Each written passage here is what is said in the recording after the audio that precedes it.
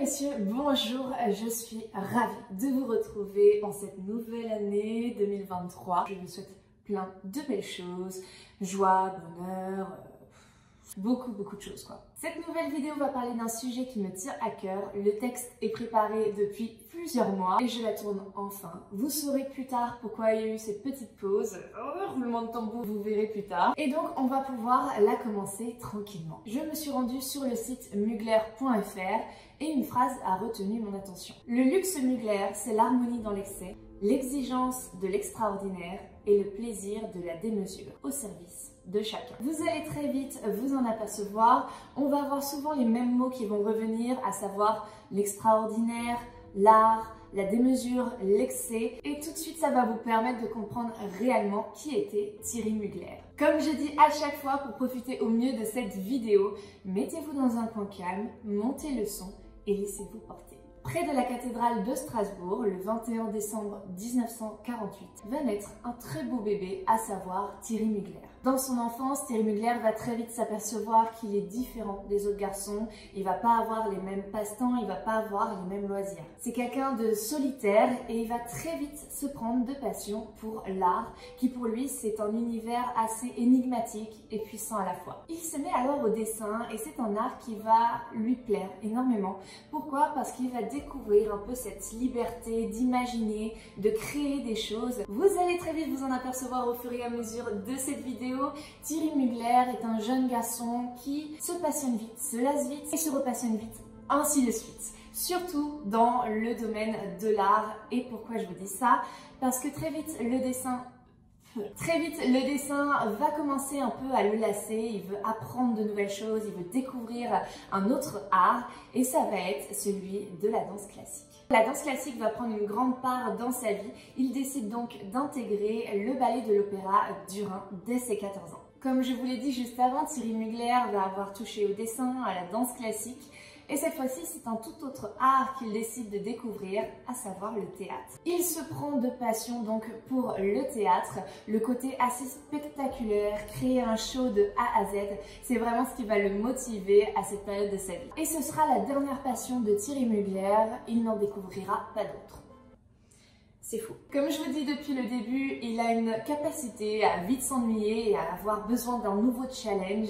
Et donc, il va reprendre sa passion, sa toute première passion d'enfance, à savoir le dessin. Afin de s'améliorer dans cette discipline, il décide donc de rejoindre l'école d'art décoratif de Strasbourg pour devenir architecte d'intérieur. Il obtient enfin son diplôme en 1969 à l'âge de 21 ans, donc le diplôme d'architecte d'intérieur, et il décide d'aller vivre à Paris. Paris, c'est vraiment la grande ville, la vie à cette époque qui permet aux grands couturiers de se faire connaître. Un jour, alors qu'il est dans Paris, il va se dire pourquoi je n'essaierais pas en fait de dessiner mes propres vêtements, de faire ma propre collection. Il se dit qu'il est assez bon en dessin, qu'il aime la mode en soi, donc pourquoi pas essayer d'allier ces deux mondes. Il va avoir pris la meilleure décision de sa vie. En 1973, alors âgé de 25 ans, Thierry Mugler va imaginer sa toute première collection qui va s'appeler Café Paris et il va lui donner vie. Il va donc proposer pour cette toute première collection des pièces qui vont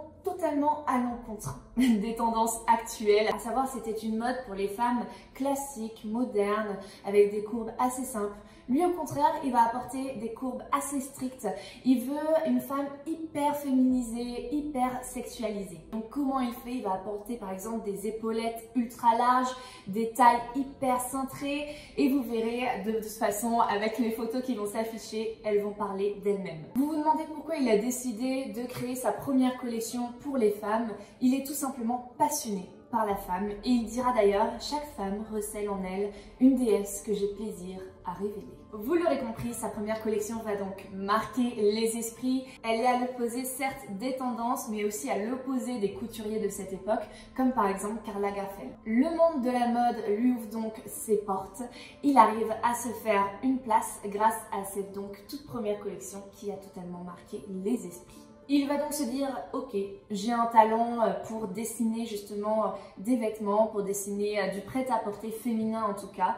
Il se dit donc qu'à ses 26 ans, il va se lancer en tant que styliste indépendant. Il va donc travailler pour des maisons de prêt-à-porter de luxe. Suite à sa première collection, d'ailleurs, toutes vont lui ouvrir ses portes et ça va lui permettre de s'entraîner, de se professionnaliser et surtout de construire encore plus sa vision de la femme. Il se dit, ok, je travaille maintenant pour des maisons de prêt-à-porter, mais pourquoi pas en fait créer ma propre maison. Et donc c'est comme ça qu'est fondée la maison Thierry Mugler, qui sera d'ailleurs renommée en 2016 la maison Mugler. Attention, ce n'est pas encore un artiste incontournable à cette époque, il travaille encore pour des maisons de prêt-à-porter par-ci, par-là. C'est pas encore quelqu'un que l'on va inviter lors d'énormes défilés. Il a encore quelque chose à faire pour marquer les esprits et vous vous doutez bien, vu quand même son passé de challenge, d'objectifs à avoir, qu'il va réussir. Comme je vous disais, Thierry Mugler n'est pas encore extrêmement connu, mais ça va venir puisqu'à ses 30 ans, il va vraiment pouvoir goûter au succès. Il va dans un premier temps ouvrir sa toute première boutique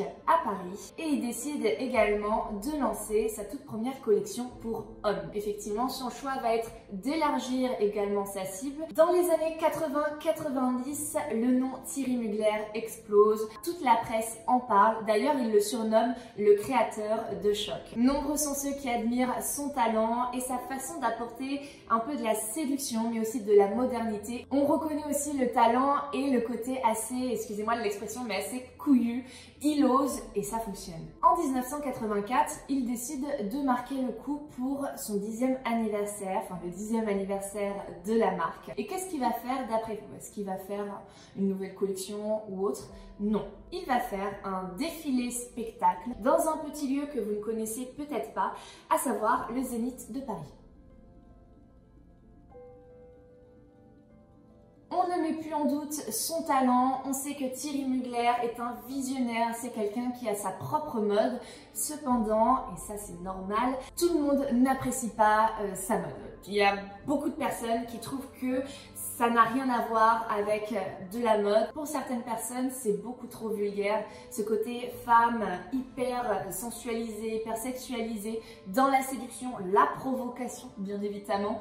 Donc il y en a beaucoup qui vont pas aimer, même si une majorité continue à soutenir Thierry Mugler. Dans une interview de 2009, il se confie à Paris Match et il dira « J'en ai entendu de toutes les couleurs, sexiste, fétichiste, macho, mégalo.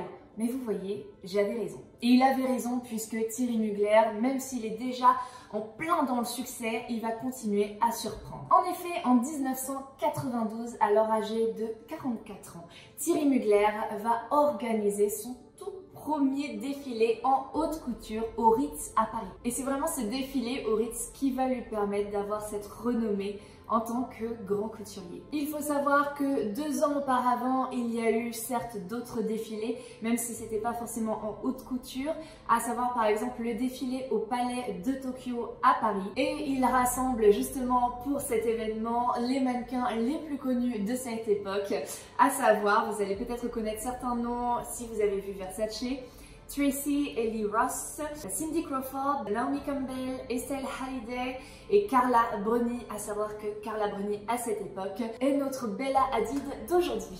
Ces différents défilés, même s'ils n'ont pas la puissance de celui qu'il a vécu au Ritz, vont vraiment lui permettre en fait d'asseoir son autorité, de prouver qui est Thierry Mugler, et ça va tellement marquer les esprits, la presse, les personnes comme vous et moi par exemple, ou même encore les autres artistes, les chanteurs de l'époque, etc., qu'il va marquer les générations futures. Pour vous dire un peu l'impact qu'il peut avoir, les pièces qui étaient utilisées au défilé de cette époque vont être réutilisées dans des clips, par exemple musicaux d'aujourd'hui. C'est pour le clip de Lady Gaga dans Paparazzi que certaines pièces ont été réutilisées, mais aussi par exemple dans la tournée de Beyoncé, I Am Tower.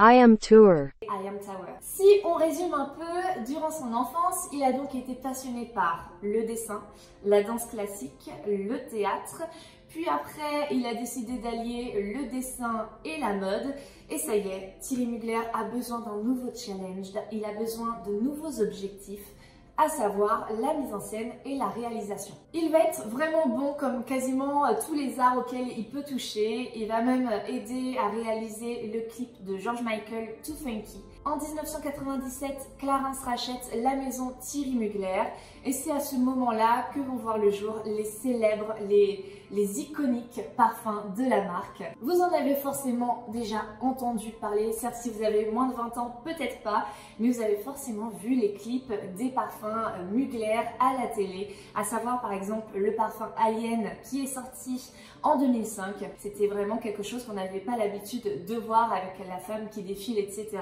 On aura aussi le célèbre parfum Aura en 2017, donc lui qui est vraiment plus récent. Et Clarins a réussi bien évidemment à proposer des parfums, mais qui ne s'éloignent pas du tout de la petite touche, de la petite patte de Mugler.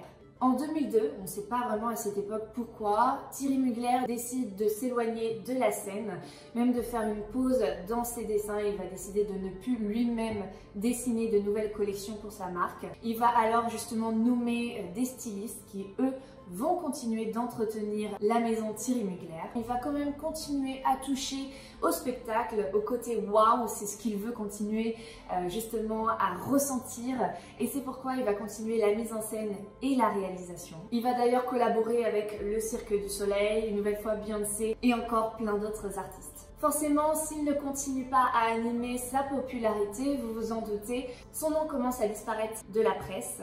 Mais en 2010, Thierry Mugler refait surface. Alors attention, ce n'est pas le Thierry Mugler qu'on pouvait connaître qui revient sur le devant des tabloïds. C'est quelqu'un de méconnaissable, à savoir une personne musclée, fit, un visage totalement refait et qui a même changé de nom, du moins il l'a modifié, à savoir il s'appelle désormais Manfred Thierry Mugler. Le fait de changer son nom a sa petite importance, d'ailleurs il va l'expliquer lors d'une interview qu'il a donnée au Quotidien et je trouve que sa réponse est... en fait c'est du Mugler, je trouve que sa réponse est assez poétique comme tout ce qu'il a pu faire, à savoir Thierry Mugler c'est la marque et Manfred Mugler c'est l'artiste. C'est l'homme. Alors certes, il est revenu sur le devant de la scène, mais il ne va pas vraiment retoucher à la mode. Il décide de continuer sa dernière passion, à savoir le show, le spectacle. Et il va d'ailleurs organiser plusieurs shows très célèbres, à savoir les Mugler Follies à Paris, The Wild à Berlin. Donc là, ça va être un spectacle à Berlin qui a été porté par Cindy Sander. C'est celle qui a chanté le célèbre single Papillon de lumière. Il se sent revivre et il dira « Ma seule vraie vocation, c'est le spectacle ». Après une longue pause, il décide cette fois-ci de laisser un peu le spectacle, le show de côté et il revient sur le dessin. Et il ne revient pas d'ailleurs en 2019 pour n'importe qui, il va dessiner justement une célèbre robe pour Kim Kardashian lors du Met Gala. Cette robe d'ailleurs, elle va faire énormément sensation et ça va permettre justement de montrer que certes, Thierry Mugler n'a pas dessiné depuis longtemps, il n'a pas créé de nouvelles collections, mais qu'il n'a pas perdu la patte et que c'est toujours le créateur de choc. Le 23 janvier 2022, alors âgé de 73 ans, le célèbre couturier décède. Le monde de la mode pleure alors un génie, un homme extraordinaire, un grand couturier. C'est vraiment un moment assez douloureux, surtout pour la maison Mugler. Il était un peu le symbole de la provocation, de l'hyperféminisation. Donc c'est vraiment une énorme perte pour la maison et pour justement les personnes qui touchent de près à la mode. Certes, Manfred Mugler est décédé, mais la maison Mugler continue d'exister et continue à proposer de nouvelles collections qui rendront toujours hommage au style du créateur d'origine, Manfred Mugler. On arrive sur la fin. Si vous avez aimé l'histoire de ce génie, je vous conseille sincèrement d'aller voir l'interview qu'il a donnée au Quotidien. C'est vraiment une interview très passionnante. En 3 minutes, vous avez tout de suite compris qui était Thierry Mugler, pourquoi il faisait ça. Il a donné une interview où il était totalement transparent. Je l'ai trouvée très passionnante et enrichissante.